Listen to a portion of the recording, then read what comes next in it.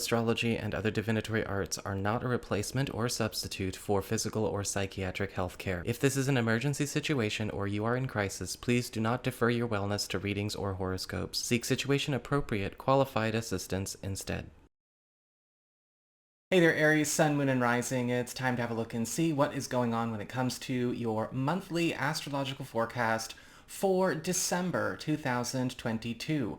And just a quick reminder, if you ever want to get a session with me, you can go on ahead to my website. It's integrativemysticism.com, or you can follow the links in the down bar below. And of course, don't forget to like, share, and subscribe. You know I appreciate it. Leave a comment even, because as you know, all content you engage grows.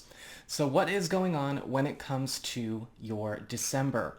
Well, we have some leftover energy from November still, Mars being retrograde and all in Gemini, and this is going to be something that we are experiencing all the way up until mid-January 2023. Mars is retrograde in your third house of communications, pacts, promises, commitments, your peer group, and collaborations. When we have Mars retrograde, there is a big focus on putting this whole area of your life under construction. Demolition, renovation, diminished activity, dismantling of old arrangements or systems, contracts, and agreements that maybe do need the overhaul, whether we know it or not, as well as taking pieces off the board that need to either be just moved on and out or substituted out. Mars retrograde can be taking pieces off the board in terms of projects or even involvements that you have. And this also, however, includes enemies and adversaries. It's a bit of a mixed bag when it comes to Mars retrograde, but what it's calling your attention to is what you need to be paying attention to. We have in week 1 a beautiful triple blessing going on with the Sun, Venus, and Mercury all together in Sagittarius, your 9th house of higher education, government and legal proceedings, travel, culture, your reach, popularity, as well as your spiritual path and practice. And with the Sun bringing the focus of attention, enhancement, support, and growth here, you're going to be finding that allies, friends, and resources are coming to you from outside of your box, outside of your bubble, to lift you up into bigger and better places, both in your career and in your social life.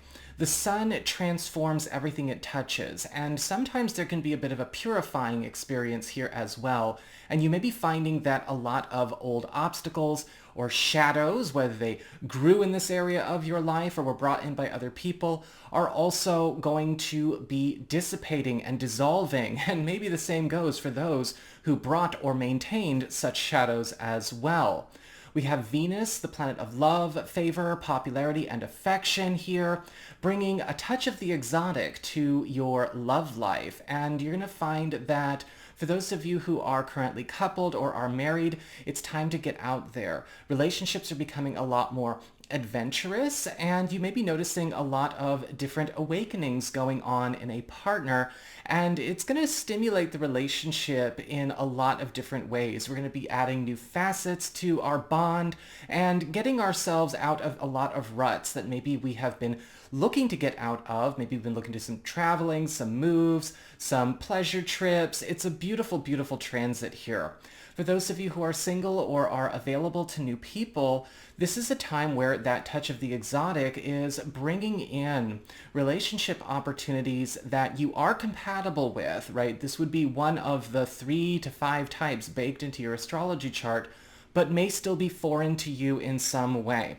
It may be a type of person that is your type that you've never explored, or maybe somebody from a different background, a different culture. Either way, it's, again, going to be quite expansive as far as your love life goes in the beginning of this month, right? Everyone's broadening their horizons. Mercury here, the planet of the fastest news, developments, and gains, is going to be speeding up a lot of old conversations and transactions that have maybe gotten a bit sluggish as it relates to all matters in your 9th house. Whether these are conversations you are having maybe with a government situation, looking to maybe get something okayed as far as licensure, certifications, or any kind of trips or visas, or if you're looking to speed up some kind of project that involves a lot of people or you're looking to maybe broadcast, popularize, or market something and make a big impression, draw a lot of awareness to you or something you care about, Mercury is making it all the more quick that it will happen.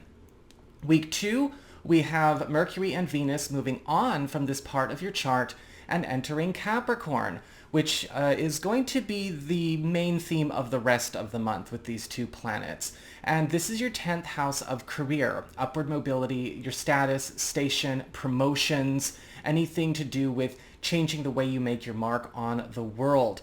And with Mercury here, we are speeding up the rate with which you are accumulating wealth and climbing any professional or business ladder that you are trying to climb.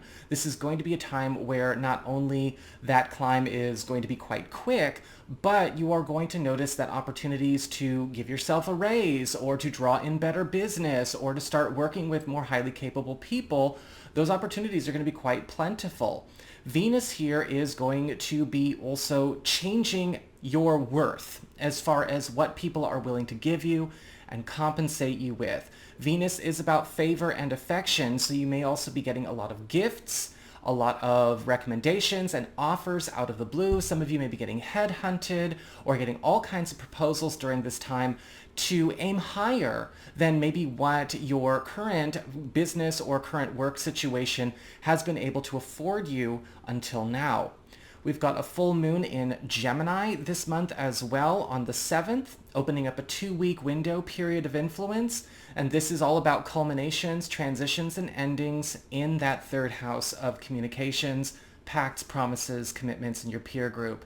And it does look like you are going to be cutting some cords during this 2-week window period between the 7th and the 21st, 22nd of the month. With a full moon here, you are getting a chance to get out of an entanglement, something that has bound you up to maybe a certain person or a certain situation, an expense, a burden. It's all about cutting the cords, cutting and clearing. This is also a liberating energy. So if you've been trying to maybe get out from something that maybe you thought you had to see through to the end, you don't. And this can be great news for people looking to maybe get out of, say, like a lease, a payment plan, a contract, a union of some kind. And so use this opportunity well to make that escape. We've got in week 3, Jupiter entering your sign, where Jupiter is going to be from the 20th of December all the way up until May 2023. And Jupiter is the planet of wealth, novelty, expansion, growth, and prosperity. When we have Jupiter in your sign, this is a time where Jupiter is going hard at work on all areas of your life at once. So it's not just your first house. It's also everything we've talked about and more. This is where you are getting a chance to hit it big and completely transcend the normal that you have become accustomed to, not only when it comes to maybe your material financial situation, but also anything relating to opportunities for more valuable or more intimate or more pleasurable social activity, more creative stimulation. This is also a time where people have a tendency to hit it big, get their 15 minutes of fame kind of experience. And so a lot of you Aries people are getting a chance to really hit the town. It's going to be the beginning of a beautiful jet set few months for all of you. We've got the sun moving on into Capricorn on the 21st, where the sun will be up until week 3 of January. This is that 10th house of career, upward mobility, promotions, your status and your station. And with the sun here bringing that attention, enhancement, support, and growth, you're going to find that what you do, what you bring to the workforce, what you bring to the market, what you bring to your community is now more valuable than it was maybe earlier this year or last year. And this can also spell raises, sure, in terms of financial compensation, but this may be something more market-wide. People are willing to give more, contribute more, and a lot of environmental and atmospheric changes are going to make that so. We also have a new moon in this part of your chart on the 23rd, opening up a 2-week window period for seed planting, new beginnings, initiations, and new long-term commitments in this part of your chart, because that's what new moons are all about. And there may be some kind of opening that you have a chance to take advantage of in order to promote yourself, in order to accelerate your own growth. Now, this could be an opening going on in an upper echelon of your workspace or your office or your campus. This may be a transfer. This could be maybe something going on where you're getting a chance to acquire a golden ticket financially or professionally speaking, and you want to be open to shaking things up, getting out of any patterns or routines you're stuck in if you want to claim it. Week 4, to close up, we do have Mercury turning retrograde in this part of your chart as well. And Mercury will be retrograde from the 29th of December, so very end of the month, all the way up through January 18th, 2023.